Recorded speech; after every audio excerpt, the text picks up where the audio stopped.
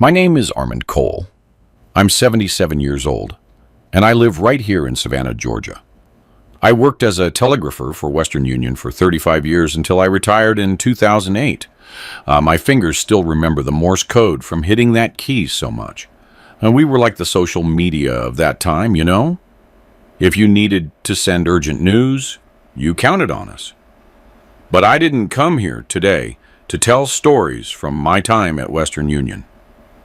What I'm going to share with you is something I've carried for nearly 10 years, something that changed my life forever. It's a story of betrayal, death, and a discovery that knocked the ground right out from under me. The kind of discovery you never imagine happening in your own family. It still hurts to talk about it, but I feel like I need to get it out. Maybe it will help someone going through something similar, or someone who needs to think twice before making certain decisions in life. As we say here in the South, every choice is a road with no return. If you're enjoying my story, drop a like to cheer up this old heart. Subscribe to the channel so you don't miss my next life stories. And tell me in the comments where you're watching this video from and what time it is there right now. It makes me happy to know from which corner of the world and at what time of day you're listening to me. It all started in 2015. I was 67 back then. My wife, Maureen, and I had been married for 42 years. We built our lives here in Savannah, where we raised our two children, Michael and Chandra. The kids had left home long ago, each following their own path. Michael went to Atlanta, and Chandra moved to Charlotte, North Carolina. At that time, it was just me, Maureen, and my father, Ben, who came to live with us after my mother passed away. He was 89 years old, but his mind was sharp as a tack. He was an observant man, the kind who didn't miss a thing, always alert to everything happening around him, even when he seemed to be dozing on the rocking chair on the porch. My father and I were always very close. He worked his whole life as a carpenter, making furniture that was true artwork. Many homes here in Savannah still have pieces made by his hands.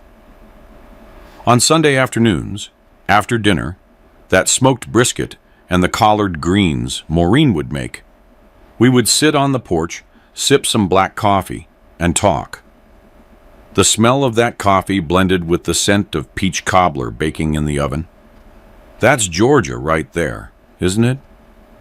Maureen worked part-time as an administrative assistant at the county school district, even after I retired. She said she liked to stay busy and have her own little bit of money. I didn't object. In fact, I thought it was a good idea. A woman should have her independence, right? I traveled occasionally to visit my brother, Gary, in Statesboro, about 55 miles from here. He was also getting on in years and had some health issues. Since he was the only close relative I had, I went there to help him out, stay a few days, and take him to the doctor. Maureen never joined me on those trips. She'd say someone needed to stay and look after Ben. And I, in my innocence, saw that as a thoughtful gesture on her part. What I didn't know was that while I traveled, something terrible was happening right under my own roof. Something my father discovered. And in trying to warn me, it cost him his life. My father, Ben, always had iron health. Until he was 89, he'd never once set foot in a hospital. Store-bought remedies are just poison, he'd say.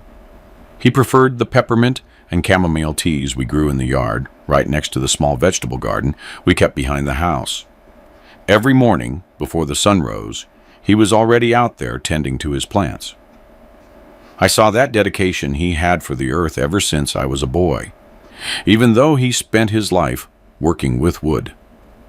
I was born in 1948, shortly after the Second World War.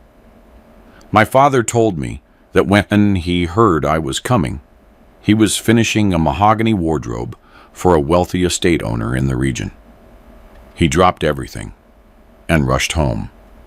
The midwife had already done her work, and I was in the arms of my mother, Celeste, who left us in 1998 when I was 50 years old. I grew up right here in Savannah, playing on the cobblestone streets near the historic district, splashing around in the Ogeechee River, and helping my father in the workshop at the back of our property. The smell of freshly cut wood and sawdust on the floor are some of my oldest memories. My father was strict but fair. Work is like praying, Armand. You got to do it right, or don't do it at all, he always said with that heavy South Georgia accent. In 1966, when I was 18, I got a job at Western Union. Back then, having a son with a government job was a source of pride for any family. I remember the day I put on the uniform for the first time. My father wasn't a man of many words, but I saw the pride in his eyes. He clapped me on the shoulder and said, "See there, boy? Education gets you somewhere. Now you got a job that ain't never gonna run out." 5 years later, in 1971, I met Maureen at a church social. She was 20, I was 23. Black hair, brown eyes, and a smile that lit up any room. She was the daughter of farmers from the Macon area and was in Savannah studying to be a teacher. When she walked into the parish hall in a light blue dress, I thought she was the most beautiful girl I had ever seen. I asked her to dance just one song. We ended up dancing all night. We dated for 2 years. And in 1973, at 25, I married Maureen in a simple ceremony at the First African Baptist Church. My father insisted on building all the furniture for our first house. The marital bed, the wardrobe, the kitchen table, the chairs, everything made with fine wood and a lot of love. "These pieces are gonna last longer than the two of y'all," he joked. And he was right. Some of those pieces are still in our house today. Our first child, Michael, was born in 1975 when I was 27. 2 years later, in 1977, Chandra arrived. Maureen stopped working for a while to dedicate herself to the children, but later went back to teaching part-time. It wasn't easy raising 2 kids on a public servant's salary, but we managed. Sometimes I worked overtime at the telegraph office, especially during holidays like Christmas and New Year's when things were busy. Life went on its natural course. The kids grew up, studied, and graduated. Michael went to Georgia Tech for engineering in Atlanta and stayed there. He married a woman named Patricia and gave me 2 grandsons. Chandra graduated in marketing and went to try her luck in Charlotte. She also got married and had a daughter, my little granddaughter, Ana Lucia. In 1998, my mother passed away after a bout of pneumonia she couldn't overcome. It was a hard blow for all of us, especially my father. They had been partners for more than 50 years. I thought he wouldn't handle the loneliness. So, in 2000, when I was 52, I invited my father to live with us. Maureen didn't object. On the contrary, she always treated my father with affection and respect. At least, that's what I thought. The years went by.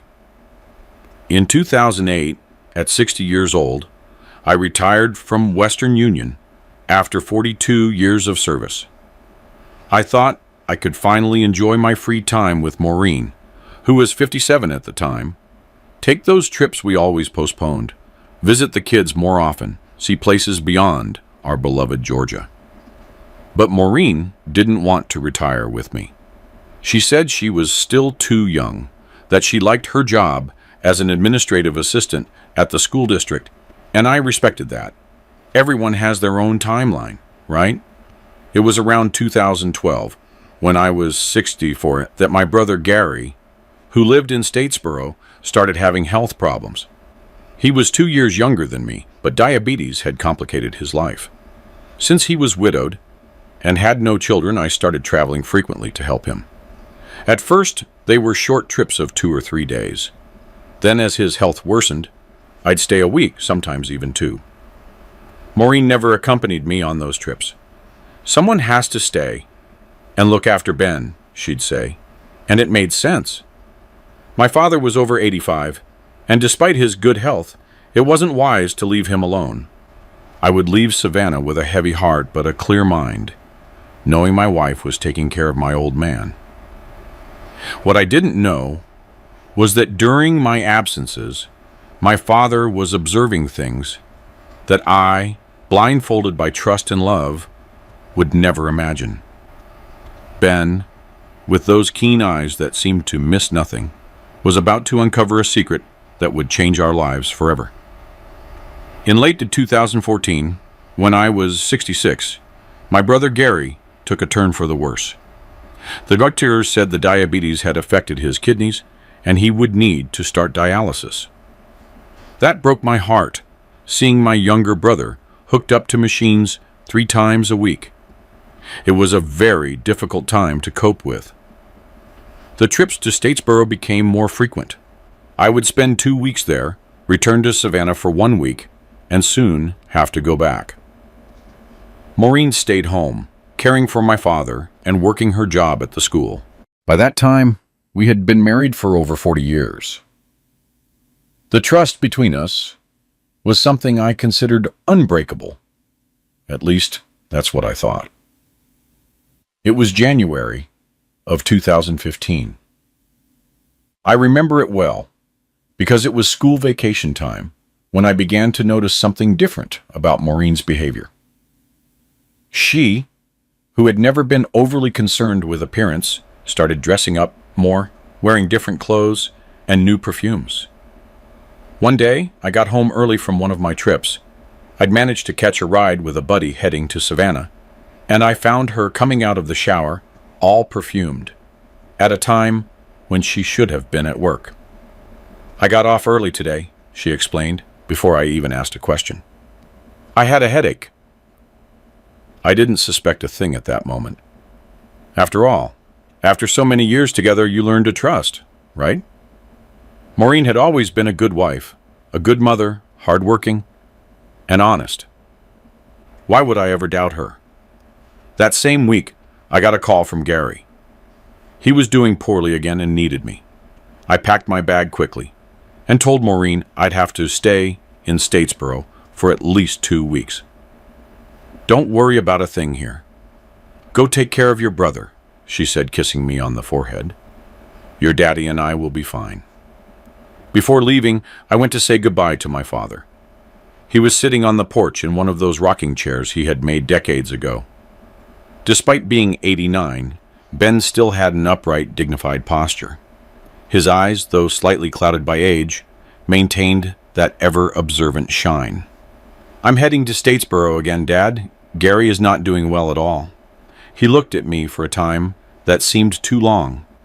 Then he said something I only understood much later. "Take care of your brother, son, but don't stay away too long. There are things going on here you need to know." I thought he was talking about his health or some issue with the house. I gave him a hug, promised to return soon, and left. I spent 2 difficult weeks in Statesboro. Gary had to be admitted to the hospital. Doctors talked about a possible amputation because of a foot wound that wouldn't heal. I slept at the hospital, only leaving to take a quick shower at his place and then returning. I called home every day to check on Maureen and my father. "Everything's fine here. Don't worry," Maureen always said. "Your daddy is doing great. Eating well. No problems at all." On one of those calls, I asked to talk to him.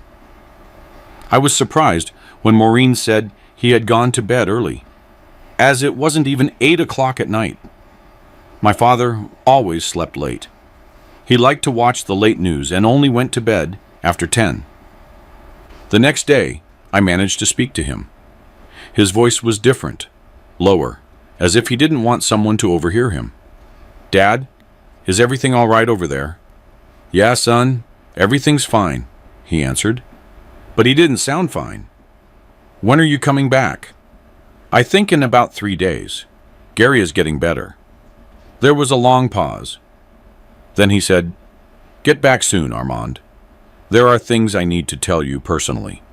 That conversation left me uneasy. I knew my father too well to not know something was bothering him. But what could it be?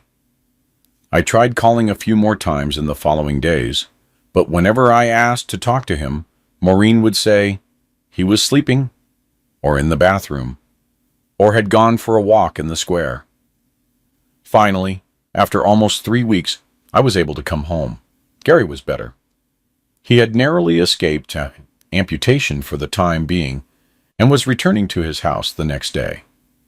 I took the bus from Statesboro to Savannah with a knot in my stomach. Those strange conversations with my father had me worried. I got home on a Wednesday around 2 in the afternoon. I was surprised to find the front door unlocked. Maureen was always careful about that. I walked in without making a sound, planning to surprise them. The house seemed empty. I called out. No one answered. I went to my father's room, thinking he might be sleeping. He wasn't there. The room was tidy, the bed made. I returned to the living room, confused. That's when I heard a noise coming from our bedroom at the end of the hall. A quiet laugh, then a murmur. I approached slowly, feeling my heart pound. The door was slightly ajar.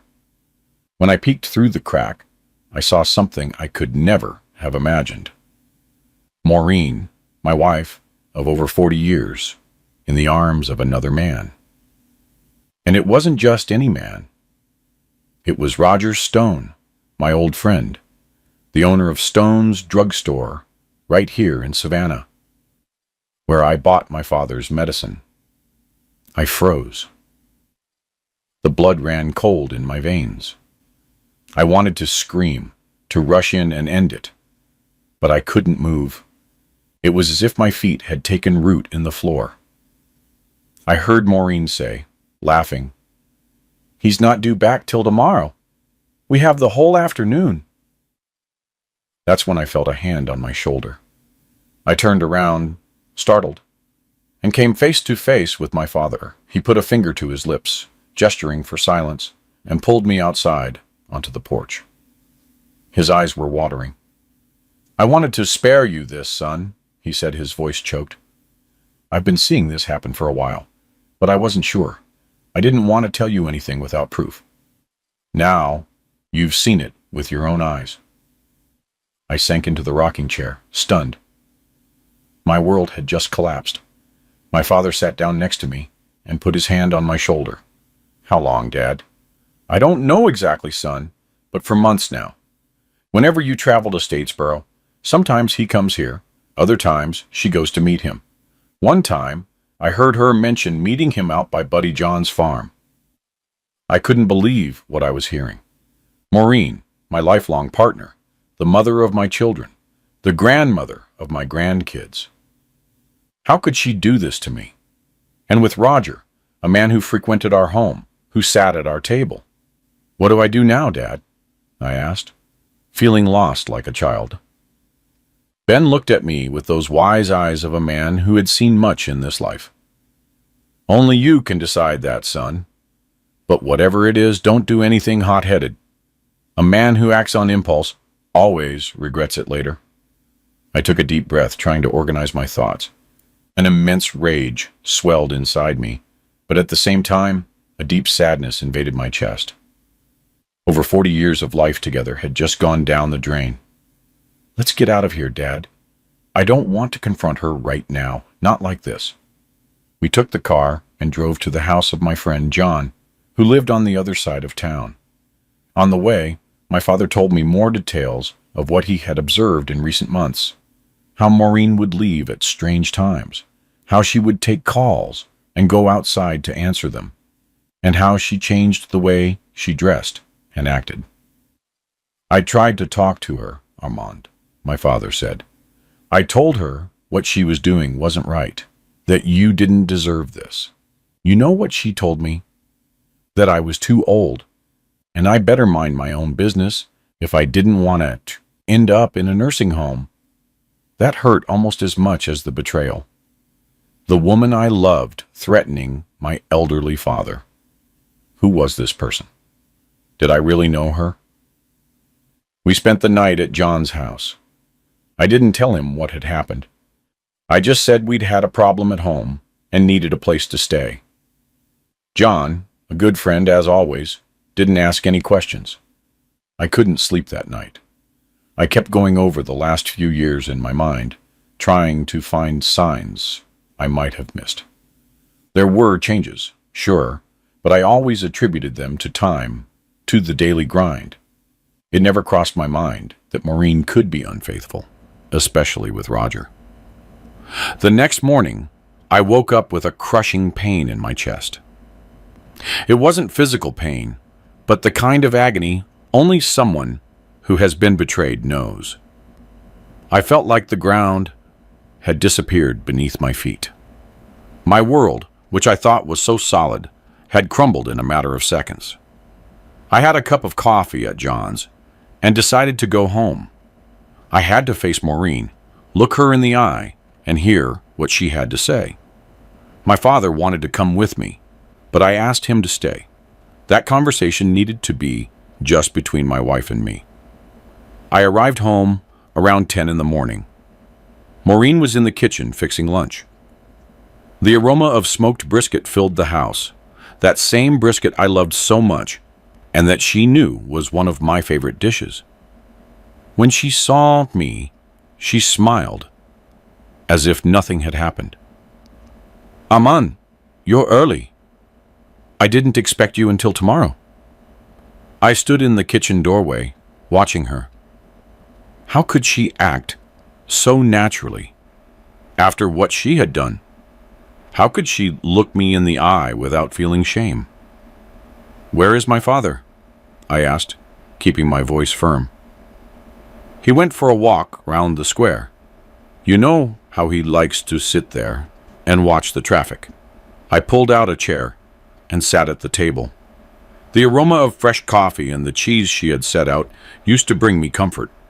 That day, it only made me feel more sick. "Maureen, I saw you yesterday with Roger in our bedroom." The smile vanished from her face. The hands stirring the brisket stopped in midair. For a second, I saw fear pass through her eyes. Then an expression I had never seen before. Defiance. "I don't know what you're talking about," she said, going back to stirring the brisket. "Don't lie to me. I saw you. My father saw you too. He's been watching you for months." She dropped the spoon sharply, making a noise that echoed through the silent kitchen. That meddling old man had no business spying on me. Those words hit me like a slap. It wasn't just the confirmation of the betrayal that hurt, but the contempt with which she spoke of my father. A man who had always treated her with respect and kindness. "How long, Maureen? How long has this been going on?" She sighed, as if she were tired of a conversation that had barely begun. "About 2 years, more or less. It started when you traveled for your niece's wedding in Atlanta. Roger stopped by to drop off some medicine for your father. We talked, and it happened. 2 years. 2 years of lies, deception, and false kisses. The pain I felt turned into rage. And why, Maureen? Why do this to me after so many years together?" She looked at me with a coldness I had never seen before. "You really want to know, Armand? Because I was lonely. Because you were never here, always traveling to take care of your brother, always worried about everyone but me. Roger gave me attention. He made me feel desired again. And that justifies betraying a marriage of over 40 years? Betraying the trust I put in you, turning our life into a lie? Life is too short to live with regrets, Armand. I did what I needed to do to feel alive again. Those words left me speechless. Who was this woman in front of me? She wasn't the Maureen I had built a life with, raised children with, and planned a peaceful old age with. And my father? Why threaten him? He told me you talked about sending him to a nursing home if he told me anything. She shrugged, as if it were unimportant. He was poking his nose where it didn't belong. He was always like that, always in our business, giving his opinion on everything. It was time for him to go to a place where people could take care of him. My blood boiled. My father, 89 years old, who always helped us, who built the furniture in our house with his own hands, who looked after our children when they were young, to be treated with such contempt. You have no right to talk about him like that. He is my father, and as long as I live, he's going to live with me. Maureen laughed, a dry, humorless sound. I don't know if you've noticed, Armand, but things have changed. You're not the one who decides everything in this house anymore. At that moment, I heard the front door open. It was my father, returning from his walk. He walked into the kitchen, and, seeing the two of us sitting at the table with tense expressions, he understood that something serious was happening. "Everything all right, son?" he asked, looking at me with concern. Before I could answer, Maureen stood up and pointed at him. "All right? Nothing is all right. And it's your fault, you old gossip. You didn't have to tell Armand what you saw or didn't see." My father, always so strong, seemed to shrink under her aggressive words. His wrinkled face showed profound sadness, and that broke my heart. "Stop it, Maureen," I shouted, hitting the table. "I will not allow you to talk to my father like that." She turned to me, her eyes full of fury. "Oh, you won't allow it. And what are you going to do? Hit me? Throw me out? This house is as much mine as it is yours, Armand, and I have the right to express how I feel." My father stepped closer, trying to calm things down. "Settle down, please. Let's talk quietly. We don't need to argue like this." Maureen turned on him, her face contorted with rage. "You shut up. You've done enough damage. If you had just kept your mouth shut, none of this would be happening." I saw my father grab his chest as if he'd been punched. His face, usually ruddy, suddenly paled.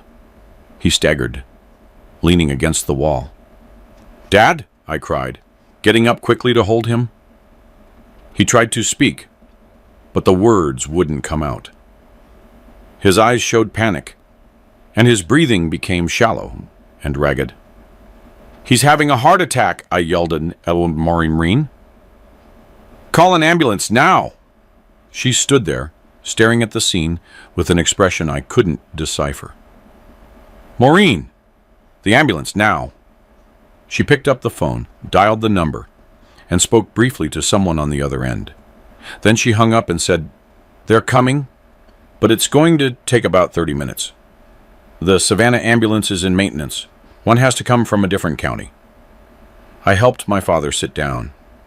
He was covered in cold sweat, his breathing increasingly difficult. I found a glass of water and helped him drink. Maureen continued to stand, watching, doing nothing to help. "I'm going to ask, the neighbor for help," I said. "John has a car. He can get us to the hospital faster than the ambulance." As I turned to leave, my father grabbed my arm with surprising strength for someone in his condition. "Don't leave me alone with her," he managed to gasp out. I looked at Maureen, confused. Why would my father be so afraid to be alone with her? She noticed my stare and shrugged as if my father's fear was absurd. "He's delirious, Armand. Go get help already." Something in the tone of her voice made me hesitate. Something was wrong here, very wrong. Maureen, what did you do? She looked away. I don't know what you're talking about. Just go get help. I took out my cell phone and called John. I explained the situation, and he promised to arrive in 5 minutes. Meanwhile, I stayed by my father's side, holding his hand and trying to calm him. Maureen left the kitchen, saying she was going to get his documents to take to the hospital. John arrived quickly, as promised. Together, we carried my father to the car. Maureen got in too, sitting in the front seat while I stayed in the back with my father. Throughout the ride to the hospital, which was about 15 minutes from our house, my heart pounded wildly. I prayed silently that it wasn't too late. At the hospital, the medical team acted quickly. They took my father to the emergency room while I filled out the admission forms. Maureen remained sitting in the waiting room, checking her phone, seemingly oblivious to the drama we were living. After almost an hour, the doctor came to talk to me. Dr. Clarkson, who had known our family for years, had a grave expression on his face. Armand, your father suffered an acute myocardial infarction. We managed to stabilize him, but the situation is very serious. He's 89 years old. His heart is very weak. We're moving him to the ICU and monitoring him closely, but I need you to be prepared. The next 24 hours are crucial. I felt my eyes well up with tears. The thought of losing my father was unbearable. Can I see him? I asked, my voice cracking. Yes, but only for 5 minutes. He needs to rest. I entered the room where my father was. Connected to various machines, with an oxygen mask on his face, he looked so fragile, so different from the strong man I had always known. I took his hand, and he slowly opened his eyes. Armand! I'm here, Dad. Everything's going to be all right. You'll recover. He squeezed my hand weakly and struggled to speak. Be careful of her. I heard her talking on the phone. Don't strain yourself, Dad. Just rest now. But he insisted, gathering strength to say something that seemed extremely important to him. She talked to Roger. They're planning. They want to get rid of me. A nurse entered at that moment, saying time was up and I needed to leave. I promised my father I would return soon, and left the room with a heavy heart. His words echoed in my mind. What could Maureen be planning? When I returned to the waiting room, she wasn't there. I asked at the reception, and was informed she had left a few minutes ago, saying she was going home to get a few things and would return shortly. I sat in one of the waiting room chairs, trying to organize my thoughts. Everything was happening too fast. In less than 24 hours, I discovered my wife was cheating on me, had a terrible argument, and watched my father suffer a heart attack. It was as if my life had been turned upside down. I stayed at the hospital all night. Maureen never returned. I called her cell phone several times, but it went straight to voicemail. John, my neighbor, stayed with me for a few hours, but then had to leave. He said he would stop by the house to see if Maureen was there and would let me know. He called about an hour later. Armand, I stopped by your house like I promised. Nobody's there, but I saw Maureen leaving Roger's drugstore as I was driving back home. She got into his car, and they drove off together. That information hit me like a bomb. So that was it. In the midst of all this chaos, with my father fighting for his life, she was with her lover. The rage I felt was indescribable. Thanks for letting me know, John. You need anything else, buddy? No, you've done enough. I'll stay here at the hospital. I'll call you with any news. In the early morning, I was urgently called to the ICU. My father had taken a turn for the worse. The doctors said his heart was too weak and that they were doing everything possible. But I should prepare for the worst. I spent the night by his side watching him fight for his life, connected to so many machines. Day broke, and Maureen still hadn't appeared or answered my calls. Around 10 in the morning, my father's heart monitor began beeping frantically. The medical team rushed into the room, telling me to step outside. I stayed outside, praying like I had never prayed before. After what seemed like an eternity, Dr. Clarkson came out of the room with an expression that told me everything, even before he opened his mouth. "I'm so sorry, Armand. We did everything we could, but his heart didn't hold up." At that moment, I felt as if a part of me had died along with my father. Tears came uncontrollably. The man who had always been my role model, my guide, my strength, was gone. And in his last hours, instead of peace and comfort, he had faced yelling, accusations, and fear. When I finally managed to pull myself together a bit, I asked to see my father one last time. I entered the room, and there he was, now without the tubes and machines, looking strangely at peace. I sat by his side and took his cold hand. "Forgive me, Dad," I whispered. "Forgive me for not realizing sooner what was happening, for not protecting you like I should have." I spent some time there, saying my silent goodbye. When I left, I had to deal with all the hospital bureaucracy and the arrangements for the viewing. I called my children, my brother, and close friends. Everyone was shocked by the news and promised to come as fast as they could. It was only as I was leaving the hospital that I saw Maureen arriving. Her eyes were red, as if she had been crying, but something told me those were fake tears. "How is he?" she asked when she saw me. "Dead," I replied dryly. "My father died an hour ago." "Where were you?" She lowered her head, feigning sorrow.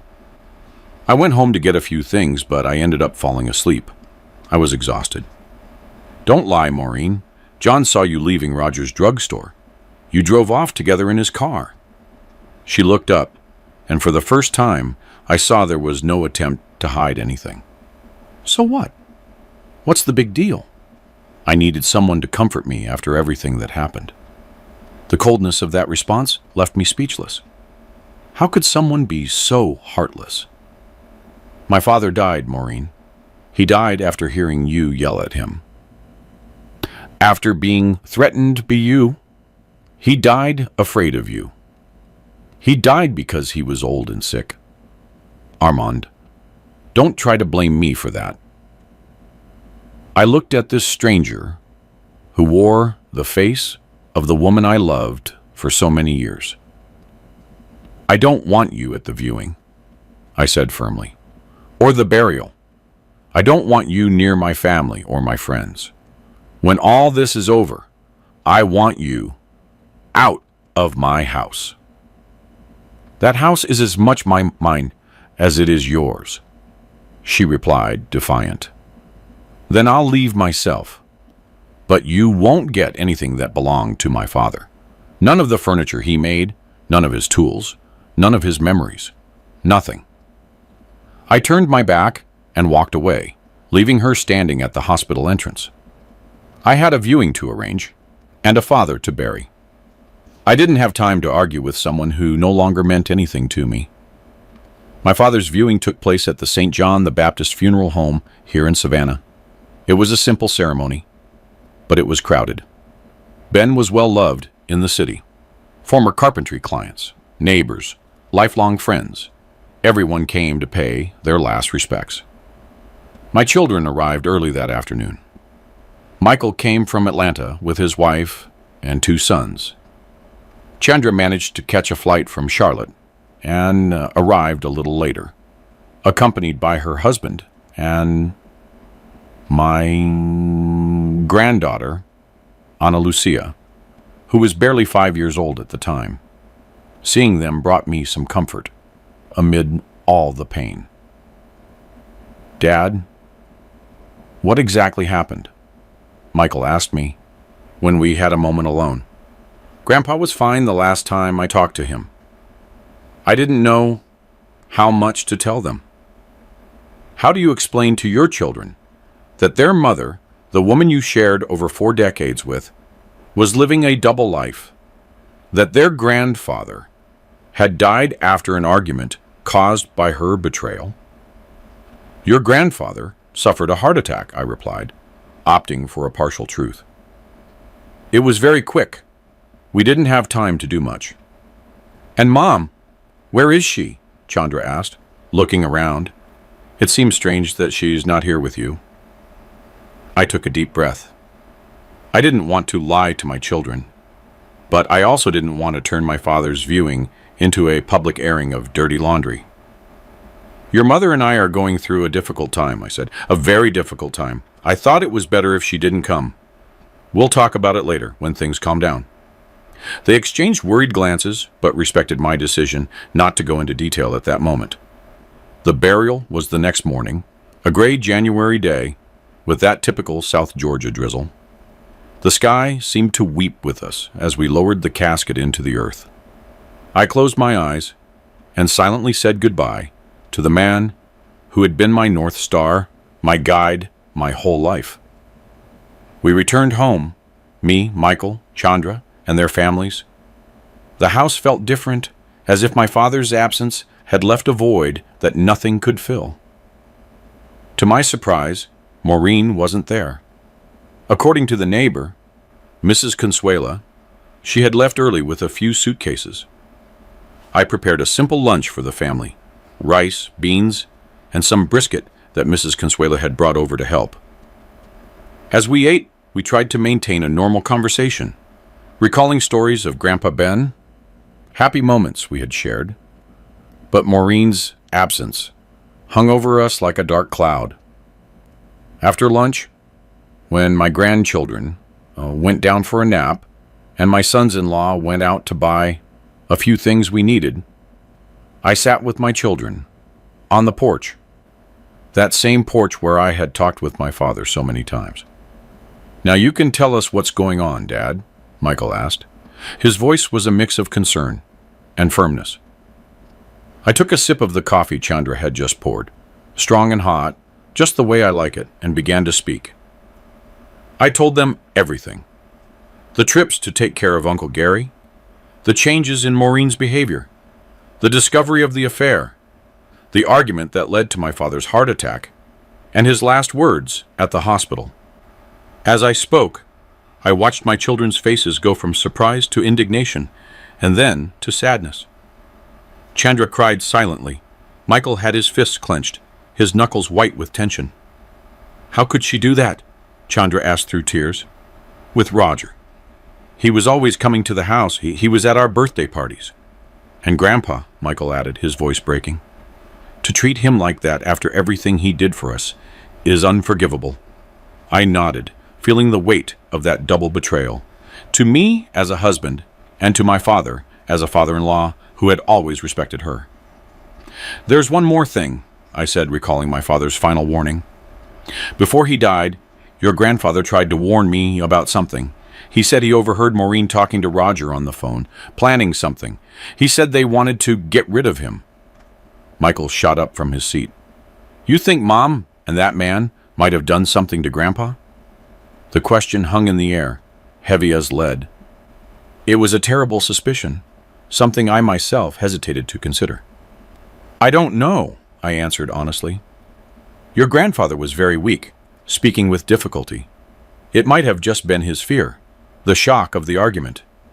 But what, Dad? Chandra asked, wiping her tears. The doctor said the heart attack was natural, caused by age and the stress of the situation. But some things don't add up. Your grandfather always had iron health. He never had heart problems before. And the way your mother acted afterward, leaving to go off with Roger while your grandfather was dying in the hospital. We fell silent for a moment, each lost in our own thoughts. It was too serious an accusation to make without proof.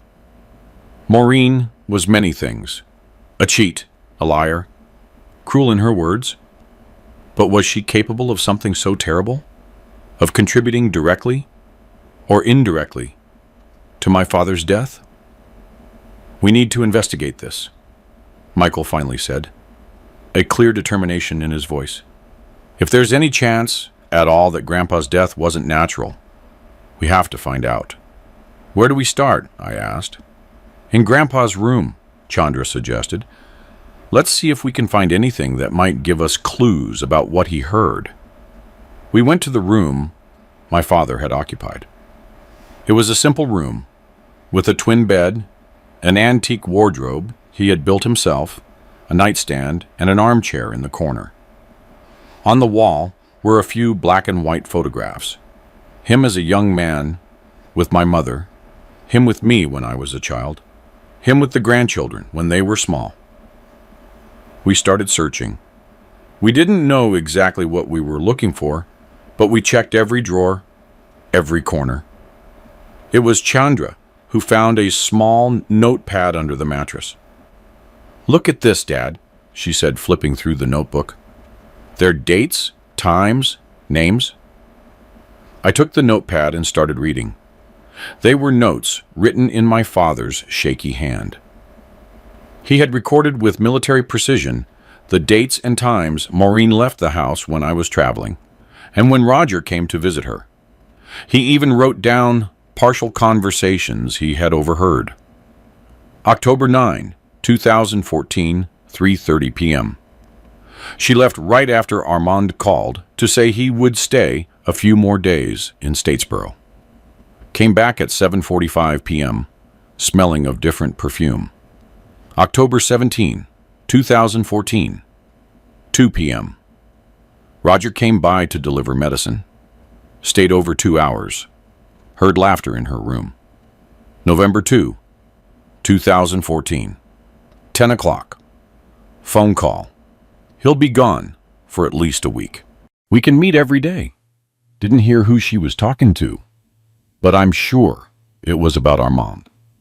The notes continued page after page, detailing an affair that had been going on much longer than Maureen had admitted. It wasn't just 2 years, but almost 4, according to my father's records. And the worst part, the last few entries were much more disturbing. January 12, 2015, 11 o'clock. I heard her on the phone. "I can't take this old man anymore. He knows everything. He's always watching me. If he tells Armand, it's over for us. I'm scared of what she might do." January 14, 2015, 4 o'clock. Tried taking that medicine with the strange taste. I pretended to take it, but I threw it away when she wasn't looking. My stomach has been upset since the last time I took it. The very last entry, dated January 15th, 2015, the day before the heart attack, chilled me to the bone. I overheard her talking. If he just died, it would be better for all of us. We could be together for real. Armand would sell the house. He surely wouldn't want to stay here with so many memories. I'm scared. Needed to talk to Armand when he gets back tomorrow. I looked at my children, who had read over my shoulder. The shock was stamped on their faces. "My God," Chandra whispered. Do you think they were poisoning Grandpa?" "I don't know," I replied, feeling a chill run down my spine. "But these notes show he was suspicious. He was afraid. And it matches what he tried to tell me at the hospital." Michael took the notepad from my hands and carefully examined it. "This is serious, Dad, very serious. We need to take this to the police." "But is it enough?" I asked. "They're just suspicious notes. We don't have concrete proof that anything was done to your grandfather." "Maybe not yet," Michael replied. "But this gives the police a good reason to investigate further. They can run tests, check if there was any substance in Grandpa's body. They can interrogate Mom, interrogate Roger. The idea of seeing Maureen being questioned by the police maybe even arrested, gave me mixed feelings. On one hand, if she truly had done something to harm my father, she deserved to be punished. On the other, she was the mother of my children, the woman with whom I had shared the greater part of my life. Let's think calmly, I said, trying to organize my thoughts. We need to be sure before we take such a serious step. And how are we going to be sure, Dad? Chandra asked. Grandpa has already been buried. There's no way to run tests now. Unless we request an exhumation, Michael finished. It's possible. If there's suspicion of a crime. The idea of digging up my father, of disturbing his eternal rest, repulsed me. But if it was the only way to discover the truth, to get justice. Plus, Michael continued, we need to search her room, see if we can find anything else, and check her cell phone if we can. There might be messages, calls that confirm what Grandpa wrote. At that moment, we heard a noise in the living room.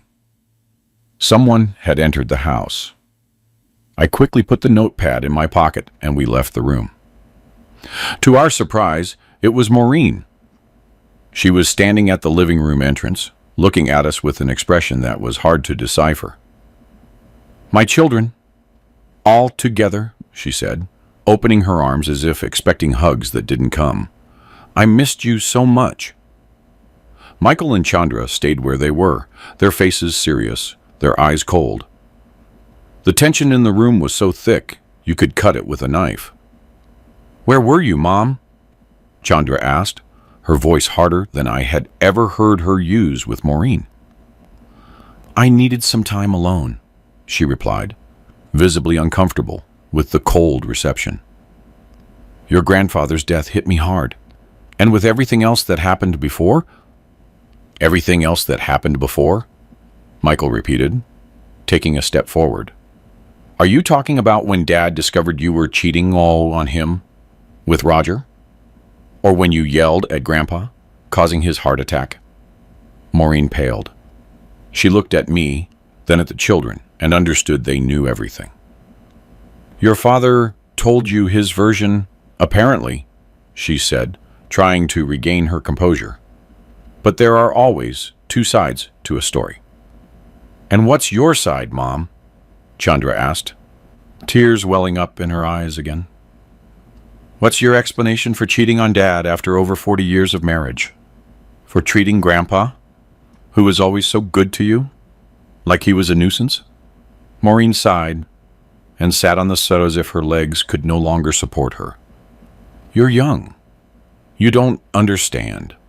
Life isn't as simple, as black and white as it seems. Your father was always traveling, leaving me alone to care for the house and his father. Roger gave me attention. He made me feel alive again. And that justifies what you did? Michael asked, clear indignation in his voice. It justifies hurting Dad that way? It justifies being cruel to Grandpa? She didn't answer directly, looking away. As for your grandfather, I never wanted him to die.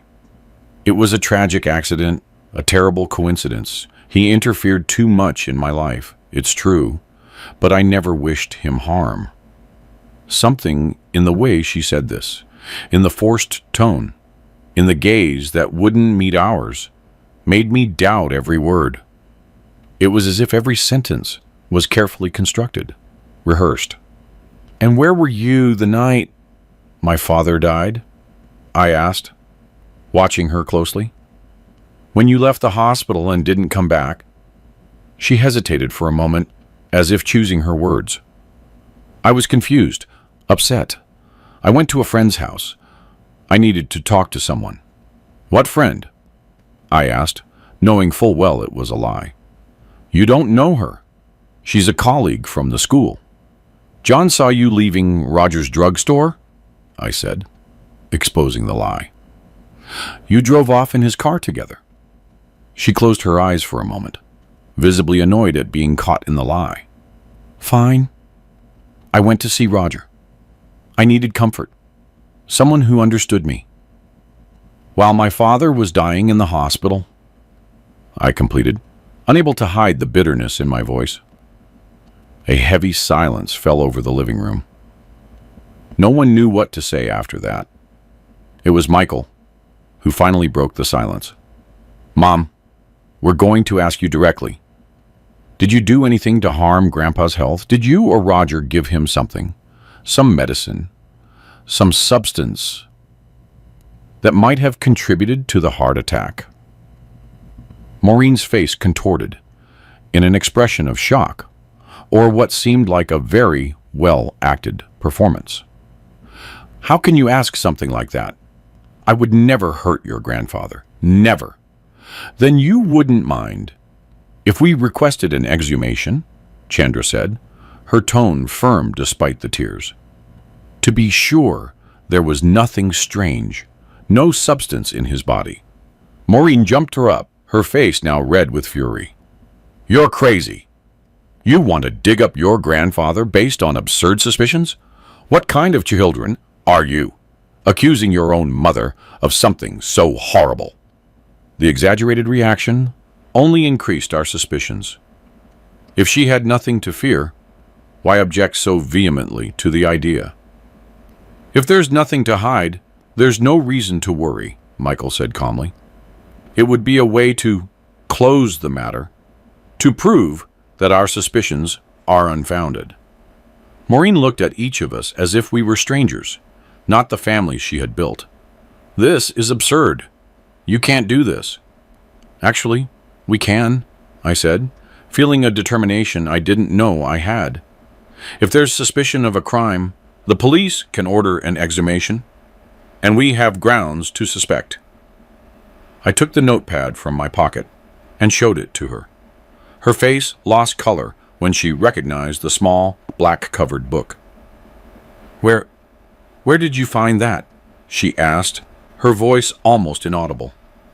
"In my father's room, under the mattress. He recorded everything, Maureen. Your outings, your phone conversations, even your threats.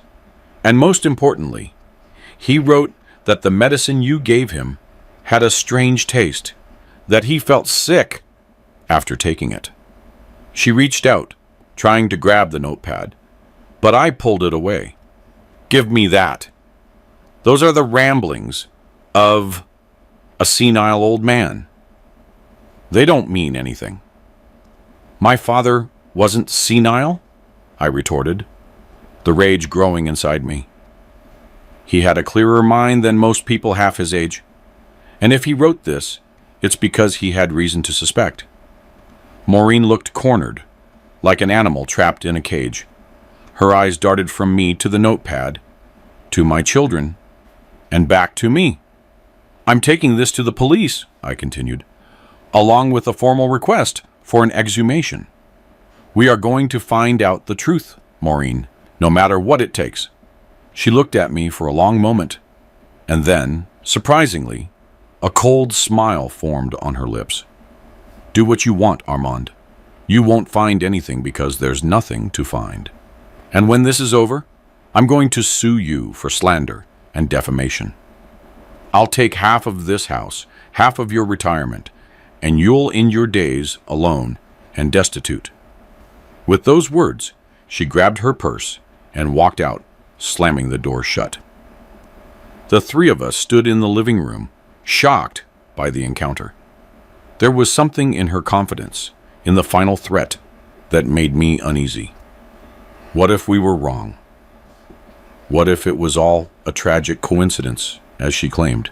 But my father's words at the hospital, his careful notes, Maureen's overreaction, everything pointed to something much more sinister than a simple marital affair.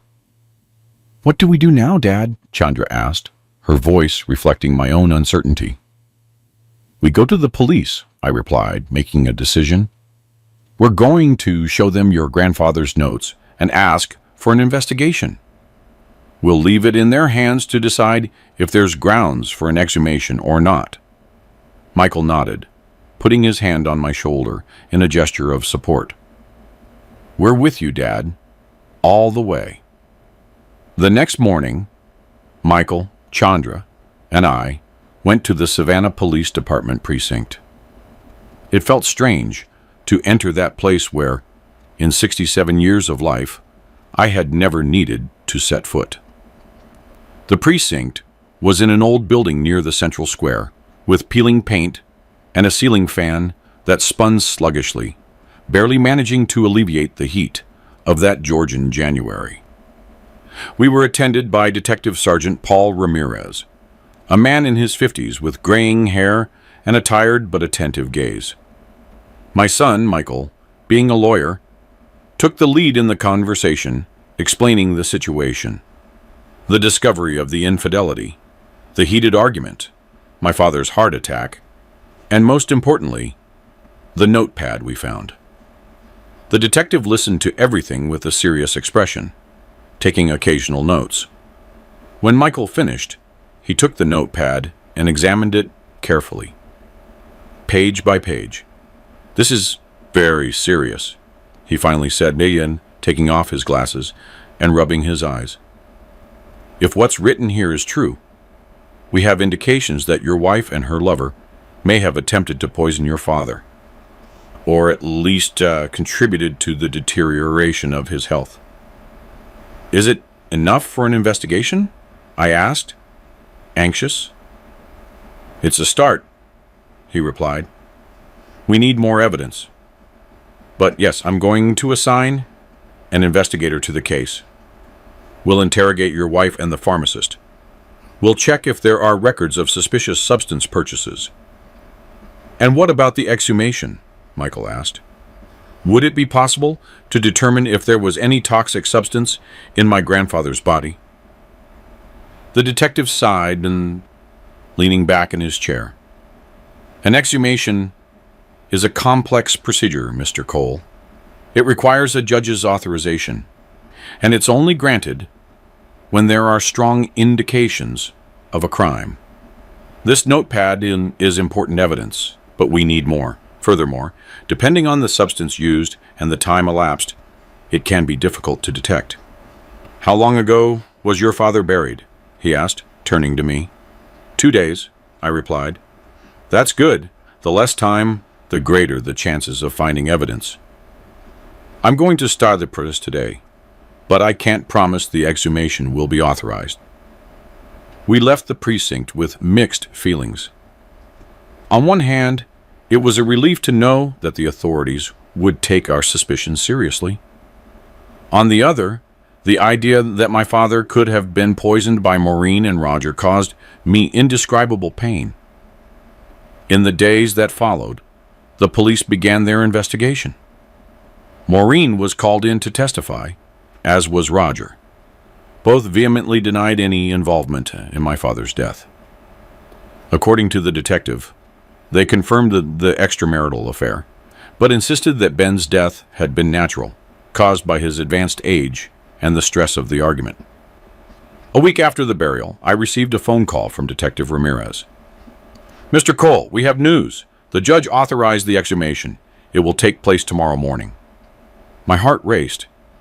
It was what we had hoped for. But now that it was about to happen, I felt a mixture of anxiety and dread.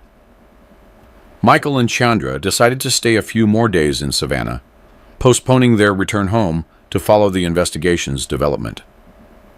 The next morning, we headed to the cemetery. It was a clear day, the sky an intense blue that contrasted cruelly with the somber nature of what we were about to witness. The police were already there, along with a medical examiner and the cemetery workers. A few curious onlookers gathered at a distance, drawn by the unusual activity. The procedure was carried out with respect and efficiency. I couldn't bear to witness the moment they opened the casket. I waited at a respectful distance with my children. After a few hours, the detective came to inform us that the body had been taken to the GBI crime lab in Atlanta, where more detailed tests would be carried out.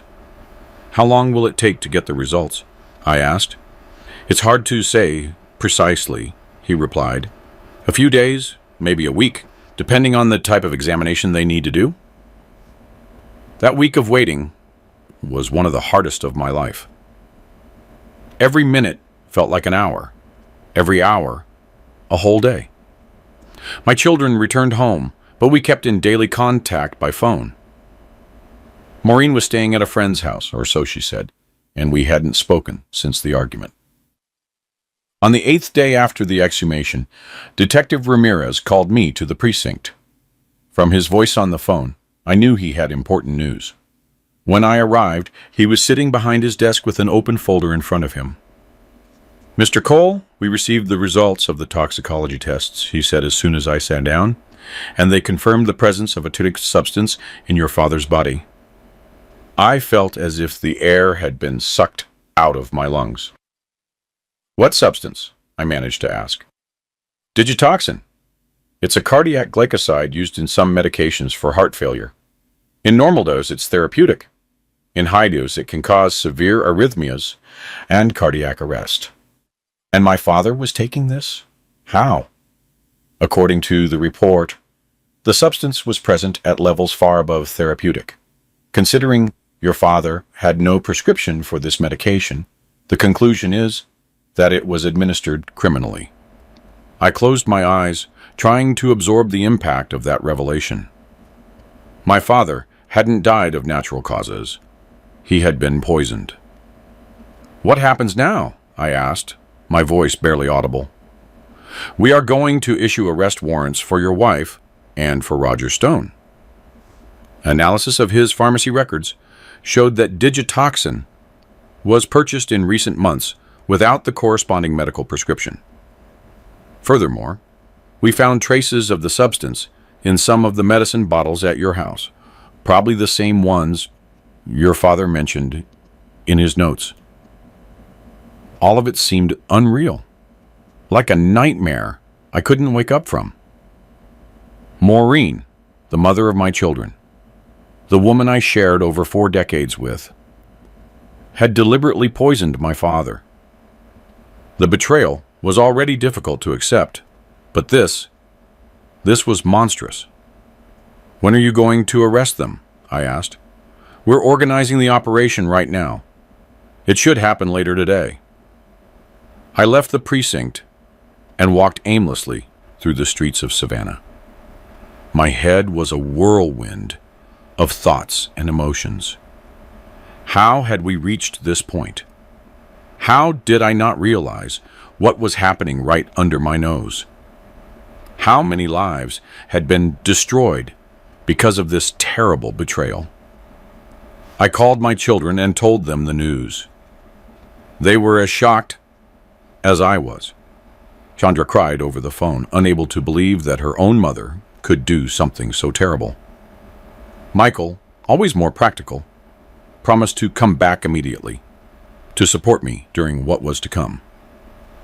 That same afternoon, Maureen and Roger were arrested. The news spread quickly through the small city, causing an unprecedented scandal. Pharmacist and lover poison elderly man to claim inheritance, the local newspapers blared. It was humiliating to see my private life exposed that way, but even more humiliating to know I had been deceived for so long. In the following days, more details emerged. During interrogations, Roger eventually confessed. According to him, the plan had been Maureen's idea. She wanted to get rid of my father, who was discovering their affair, and then convince me to sell the house and move to Atlanta to be closer to the grandchildren. With the money from the sale, they planned to open a bigger pharmacy in another city where no one knew them and start a new life together. Digitoxin had been chosen because in small, continuous doses, it would cause symptoms easily confused with common health issues in the elderly: dizziness, confusion, loss of appetite, and the idea was to gradually deteriorate my father's health so that his death would seem natural when it finally occurred. But my father, suspicious, had started discarding the medication Maureen gave him. Realizing this, they increased the dose, which ultimately caused the fatal heart attack. These revelations left me devastated. How had Maureen, once a loving wife, and dedicated mother transformed into someone capable of such a heinous crime? What kind of sick love was it that she felt for Roger that made her abandon all morals and ethics? The case went to trial 6 months later, in July of 2015. It was one of the most difficult periods of my life. Seeing Maureen in the dock, hearing the sordid details of the case discussed publicly, facing the pitying glances of acquaintances, all of it was almost unbearable. But the worst part was the moment she looked at me during the trial. There was no regret in that gaze, only cold calculation, as if she were evaluating the chances of escaping conviction. In that instant, I understood that the woman I loved had disappeared a long time ago, if she had ever truly existed. Roger was sentenced to 15 years in prison for manslaughter. Maureen, considered the mastermind behind the crime, received a longer sentence, 20 years. Both were sent to different prisons in the state. When the trial ended and the sentences were handed down, I felt a strange mix of relief and sadness. Justice had been served for my father, but at what cost? Our family was shattered. My children had lost not only their grandfather, but also their mother in a way none of us could have imagined. I returned home. That house that now seemed too large, too empty without my father's presence. I had to decide what to do with my life. Should I stay in Savannah, where every corner, every familiar face reminded me of the betrayal and the crime, or start over somewhere else, far from the painful memories? After much thought, I decided to move to Atlanta, to be closer to Michael and my grandsons. Not because that's what Maureen had planned, but because I needed the support of family at that difficult time. I sold the house, that very house where so many good and bad memories had been created, and I bought a small but comfortable apartment in the Buckhead area. The only things I couldn't part with were the pieces of furniture my father made, the kitchen table where so many family meals were shared, the wardrobe he had built with such care, the rocking chair from the porch. They were tangible pieces of his presence, and I clung to them like a castaway clinging to a lifesaver. Time went by. Days turned into weeks, weeks into months, months into years. The pain never completely disappeared, but I learned to live with it. Little by little, I started rebuilding my life, finding small joys in the everyday. Visits from the grandchildren, talks with Michael, walks in the park near home. Chandra, who lived in Charlotte, came to visit regularly. She was the one who suffered the most from everything that happened. Her relationship with her mother had always been very close, and Maureen's betrayal and crime affected her deeply. For a while, she withdrew from everything and everyone, plunging herself into work as a form of escape. But eventually, with the help of therapy and family support, she also began to recover. In 2018, 3 years after Maureen's conviction, I received a letter from her from prison. It was the first time she had tried to make contact since the trial. I hesitated a long time before opening it. Part of me wanted to tear it up, unread, to maintain the distance that had cost me so much to build. But another part, the one that still held memories of the good times, was curious about what she would have to say after so long. I finally decided to read it. The letter was short but impactful. Armand, I know you'll probably tear this letter up as soon as you see my name, and I can't blame you for that. What I did is unforgivable. I don't expect your forgiveness, nor do I deserve it. I'm writing because I finally understood the magnitude of the harm I caused, not just to you and our children, but also to your father, a man who never did me any wrong. Therapy here at the penitentiary has helped me to clearly see the monster I became. Roger manipulated me. He made me believe that what we had was true love, but it wasn't. It was obsession. It was madness. He used me for his own ends, and I let him because I was bored, because I wanted excitement, because I let the worst part of me take over. I'm not trying to minimize my guilt. I made terrible decisions, and now I'm paying for them. I just wanted you to know that I am more sorry than words can express. If someday you can find in your heart not forgiveness, but perhaps a little peace, I'll know I'm not completely broken. Maureen. I read and reread that letter several times. I didn't know how to feel. Was that remorse genuine, or just another manipulation? I decided not to respond. I wasn't ready yet to open that door, to let Maureen back into my life, even if only through written words. I showed the letter to my children. Chandra cried upon reading it. For her, it was a small comfort to know her mother showed some remorse. Michael was more skeptical, thinking it was just an attempt by Maureen to improve her situation in prison, perhaps hoping for a reduction in her sentence. I put the letter away in a drawer and tried not to think too much about it. I had a life to live, and I didn't want the past to continue defining my present and future. In late 2019, I received another shocking piece of news. Roger had been found dead in prison. Apparently, other inmates discovered the nature of his crime, poisoning an elderly man, and took justice into their own hands. I felt no joy at the news, but I couldn't feel pity either, just a strange sense that a cycle had closed. A few months later, in March of 2020, the world turned upside down with the arrival of the COVID-19 pandemic. Suddenly, we were all confined to our homes, fearful for our lives and the lives of those we loved. It was a difficult period, especially for someone my age, considered high risk. I spent the pandemic alone in my apartment, with occasional visits from my children, always taking necessary precautions. It was during this time of forced isolation that I began to reflect more deeply on everything that had happened in recent years. The betrayal, my father's death, the trial, Maureen's imprisonment, Roger's death. It seemed like material for one of those soap operas, not real life. Certainly not my life, which until then had been so ordinary, so predictable. On one of those nights of reflection, sitting in the rocking chair my father had made, I decided it was time to finally make peace with the past. Not for Maureen, but for myself. The hatred and resentment I carried were consuming me, preventing me from truly moving forward.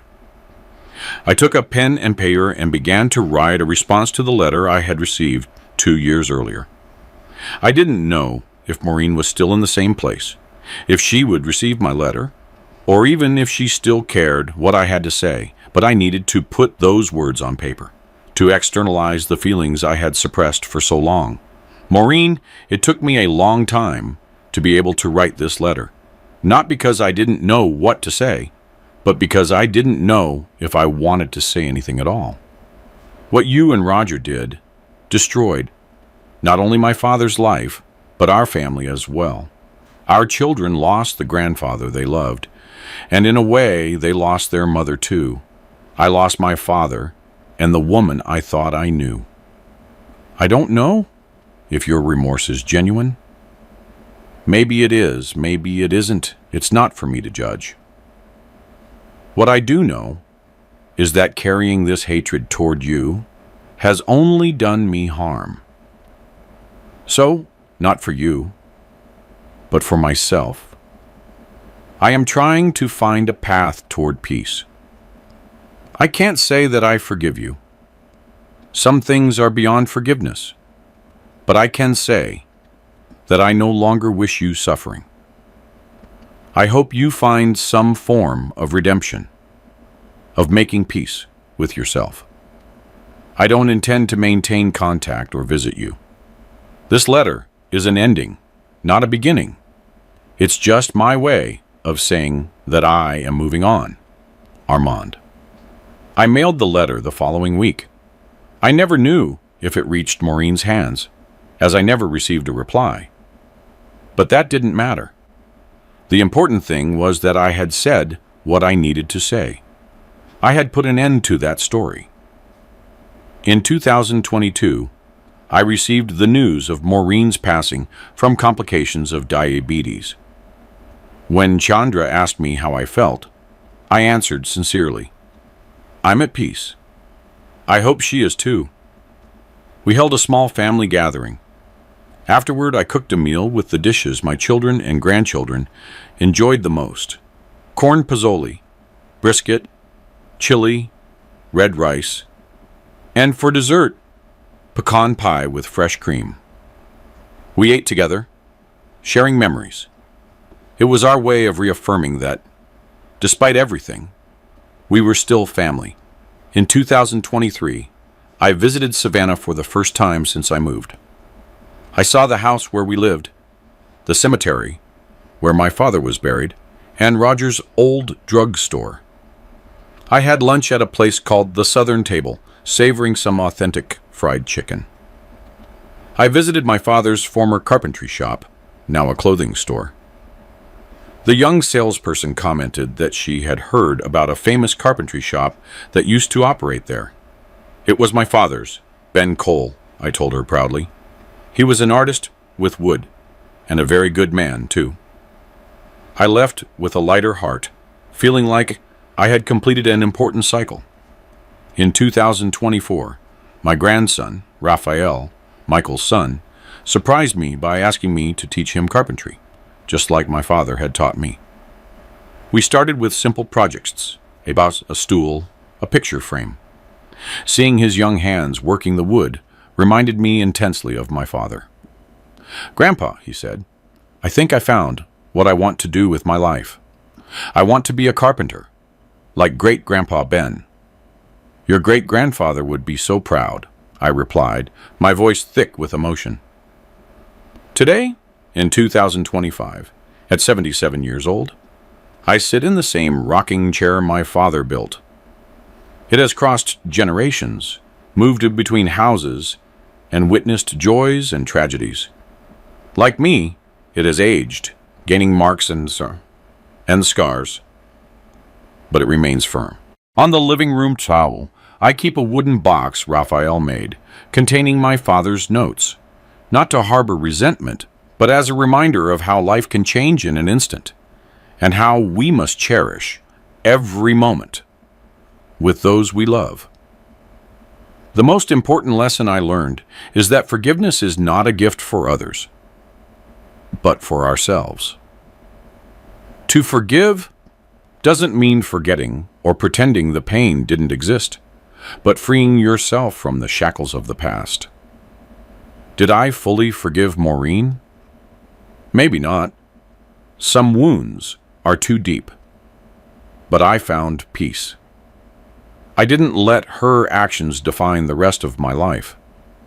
I found joy in the small things, in the smile of my grandchildren, in the embrace of my children, in the morning black coffee, in the aroma of sweet bread coming out of the oven. Happiness is not in the grand moments, but in the everyday, in simple routines, in gestures of affection. I also learned that we are stronger than we imagine. When I lost my father and discovered Maureen's betrayal, I thought I couldn't go on. But here I am, years later, not just surviving, but living with purpose. Life is like a carpenter's work. It starts with a raw piece, full of imperfections. It takes patience to sand down the rough edges, skill to cut in the right place, and wisdom to know when a part should be discarded. And in the end, if we have luck and perseverance, we create something beautiful that remains after we are gone. If you're enjoying my story, drop a like to cheer up this old heart. Subscribe to the Grandfather's Journals channel so you don't miss my next life stories. And tell me in the comments where you're watching this video from and what time it is there right now. Have you gone through a great disappointment in life? How did you manage to move forward? This grandpa is very happy to know who is on the other side listening to me. Always remember, no matter how dark the night, the sun always shines again. No matter how difficult the road, there is always a new horizon. Life continues, and we, stubborn as we are, continue with it. A big hug from this 77-year-old man who still has much to live and much to share with you. Until the next story, God willing.